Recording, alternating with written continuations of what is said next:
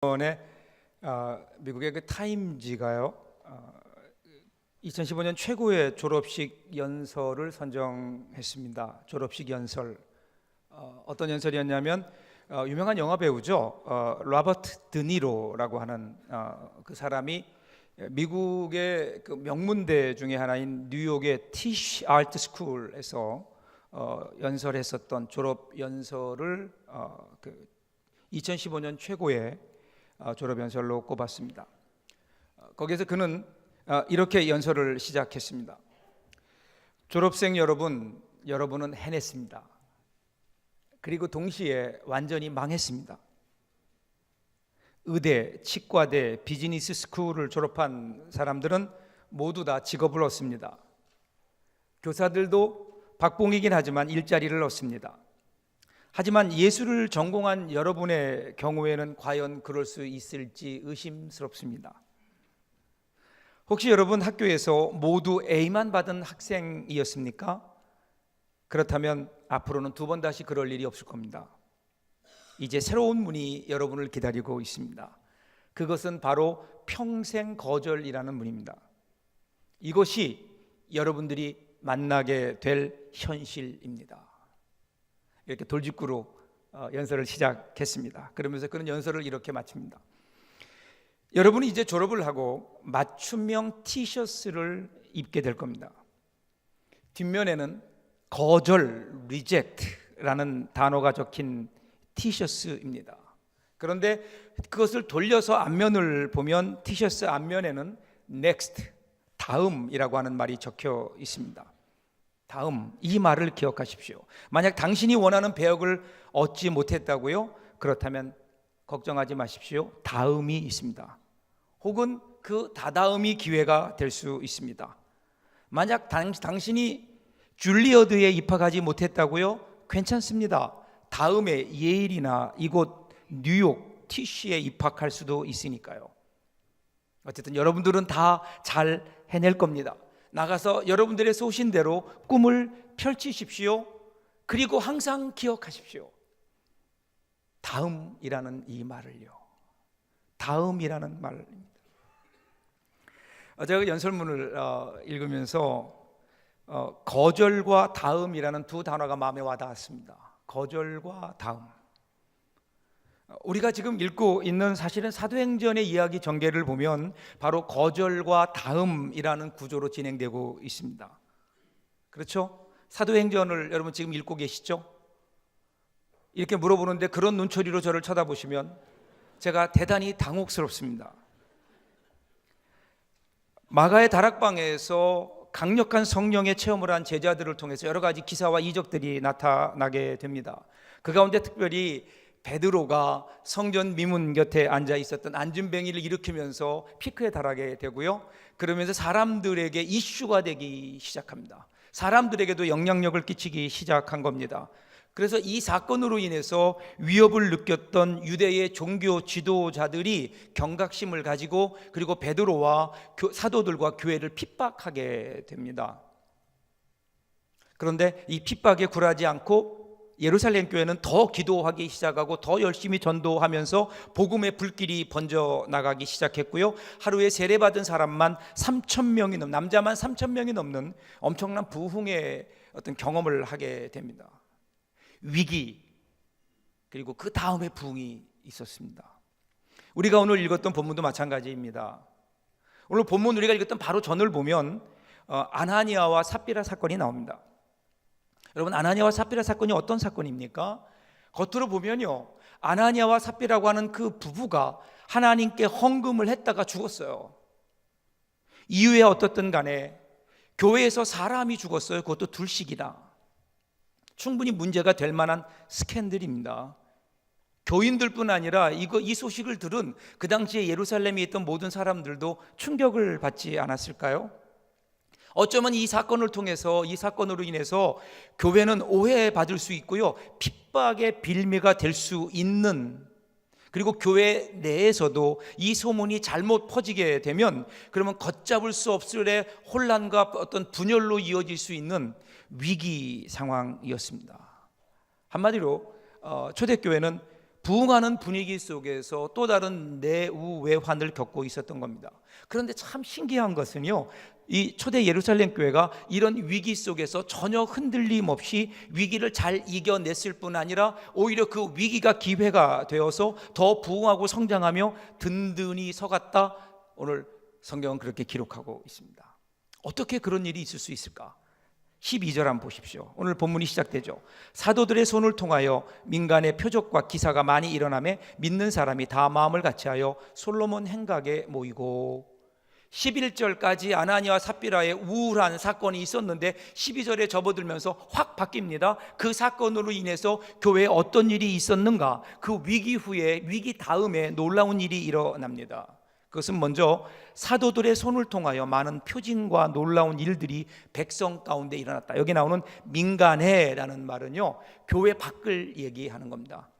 교회 믿지 않는 사람들 가운데, 이 세상 가운데 그런 뜻입니다. 그러니까 지금 어떤 일이 일어나게 된 건가 하면요, 그동안은 주로 믿는 사람들 사이에서 서로 사랑하고 나누고 함께 모여 예배드리고 기쁨을 나누며 하나님을 찬양하는 가운데 여러 가지 기사와 이적들이 일어났어요, 교회 안에서. 그런데 이제는 이 사건이 어디까지 가게 되는가 하면 교회 밖으로 그 영향력이 뻗쳐나가기 시작해서 예수 믿지 않는 사람들 사이에서도, 예루살렘 성내에서도, 예루살렘의 시장 한 복판에서도 이러한 기사와 이적들이 일어나기 시작했다라는 겁니다.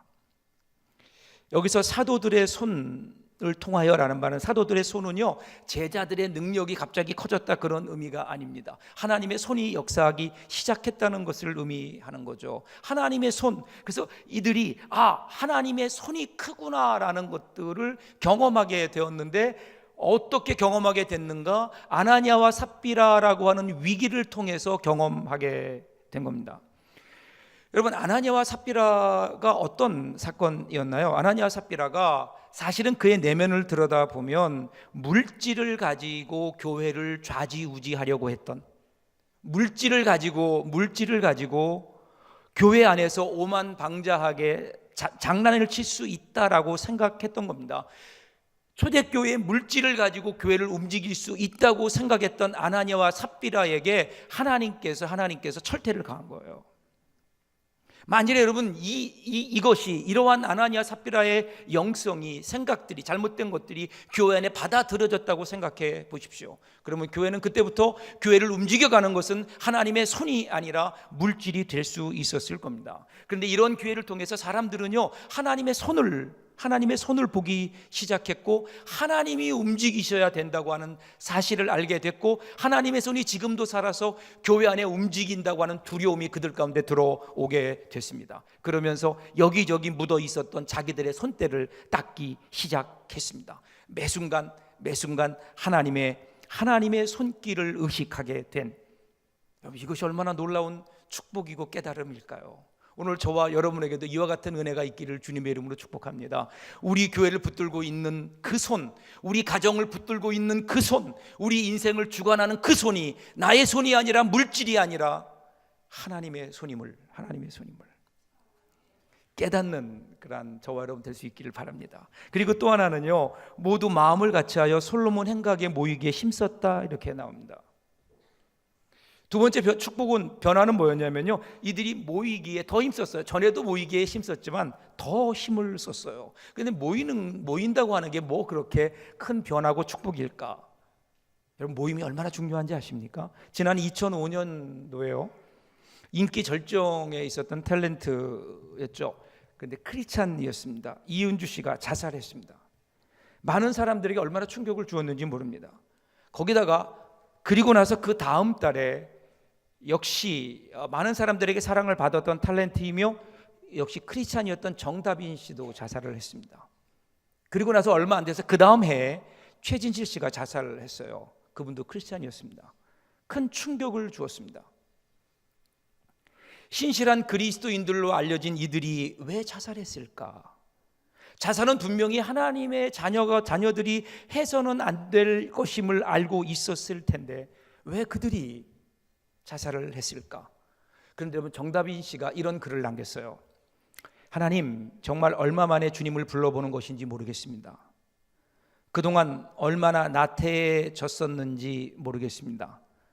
지금 이 순간 주님은 저를 보게 하시고 이렇게 글을 쓰게 하십니다. 그동안의 아픔과 슬픔이 녹아내리는 듯합니다. 그런데 제가 이렇게 주님의 사랑을 받고 있는데 지금 제 옆에는 아무도 없네요. 그러나 이것도 이겨나갈 겁니다. 하나님, 빨리 이 시간들이 지나갔으면 좋겠습니다. 그리고 자살했어요. 저는 이 정다은 씨 글을 읽으면서 그 중에 저의 마음에 무겁게 다가오는 한 구절이 있었어요. 지금 제 옆에는 아무도 없네요. 아무도 없네요. 만일에 누군가가 그 옆에서 그의 아픔을 알아주었다면, 아니 그냥 하소연이라도 들어주었다면, 아니 그냥 그 자리에 있기만 했다면, 그 누군가가 있었더라면, 그 누군가.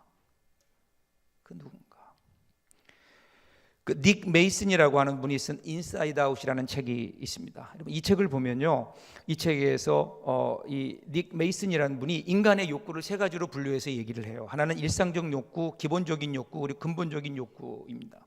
일상적인 욕구는 말 그대로 우리가 일상을 살아가면서 느끼는 의식주에 대한 어떤 욕구들입니다. 기본적인 욕구는요, 살아가면서 우리에게 필요한 관계에 대한 욕구예요.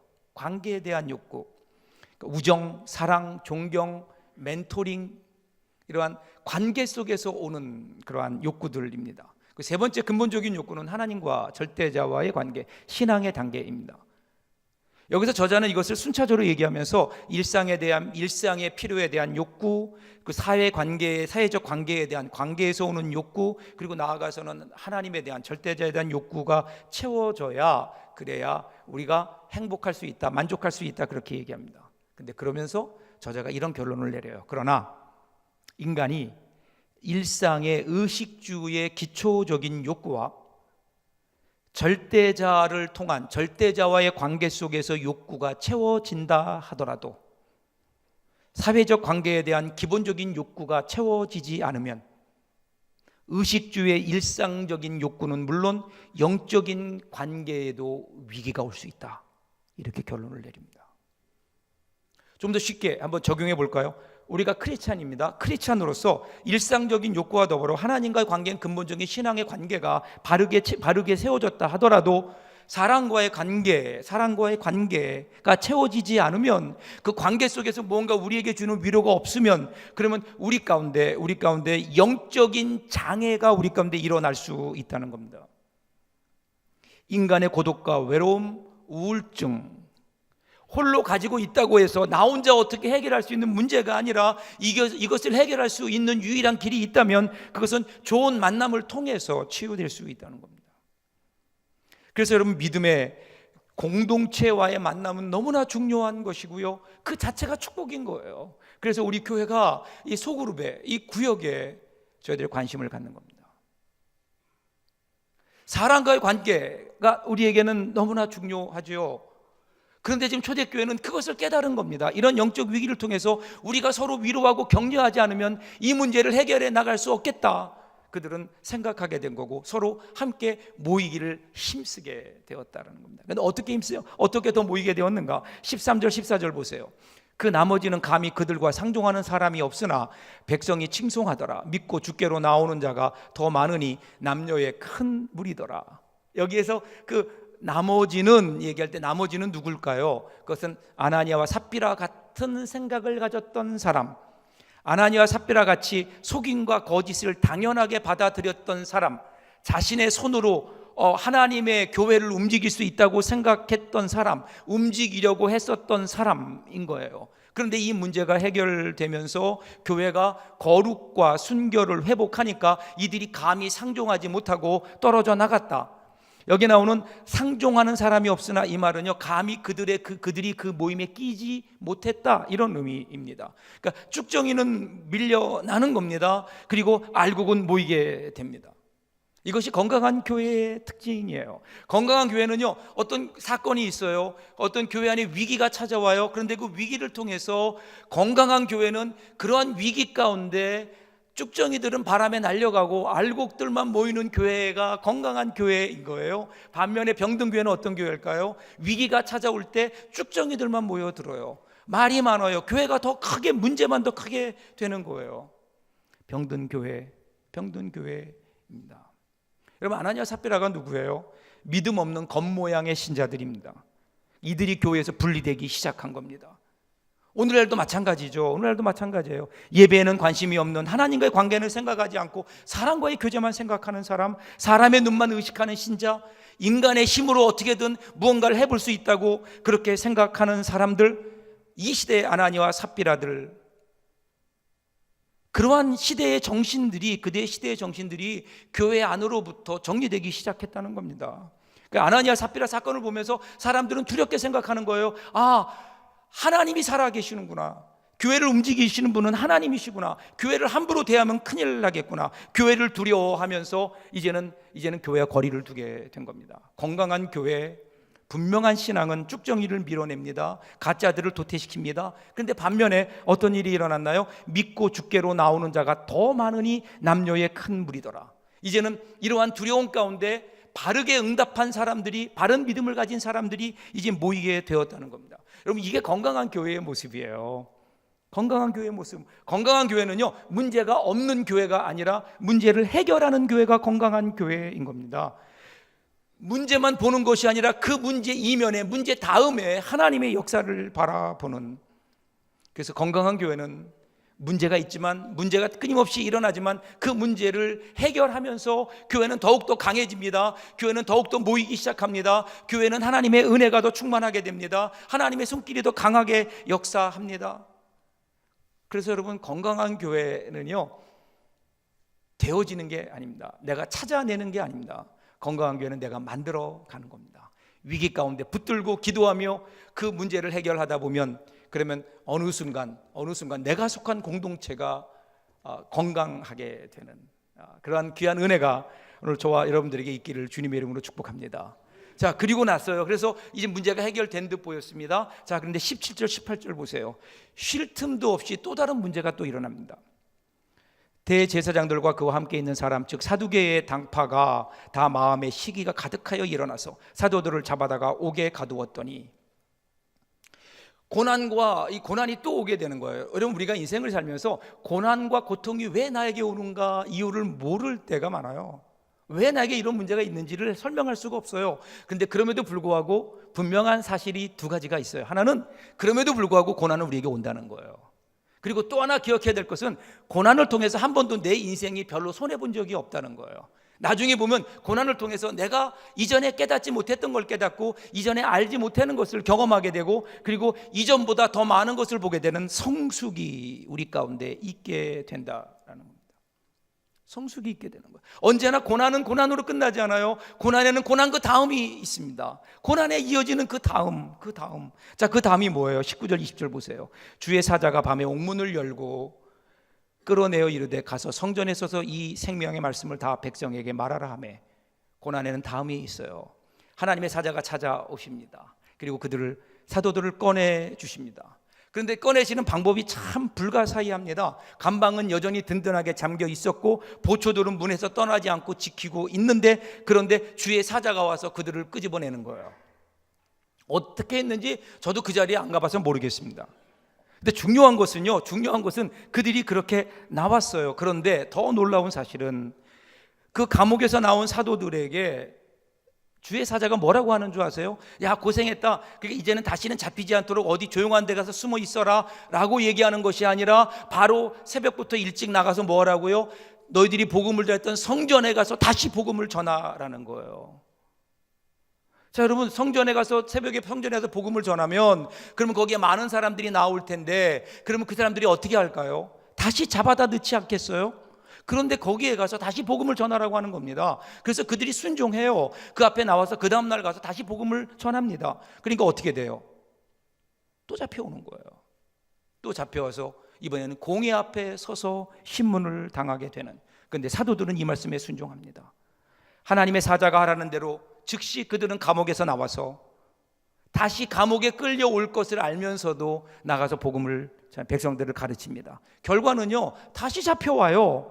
그럼에도 불구하고 사도들에게 나타난 변화는 뭐냐면요, 그들이 그것을 두려워하지 않았다는 거예요. 오히려 예수 그리스도를 위하여 능력받는 것을 기쁨으로 여겼다. 그들에게는 기쁨이 있었다. 왜요? 왜 그들에게는 기쁨이 있었을까요? 고난 그 다음이 알고 있기 때문에 그래요.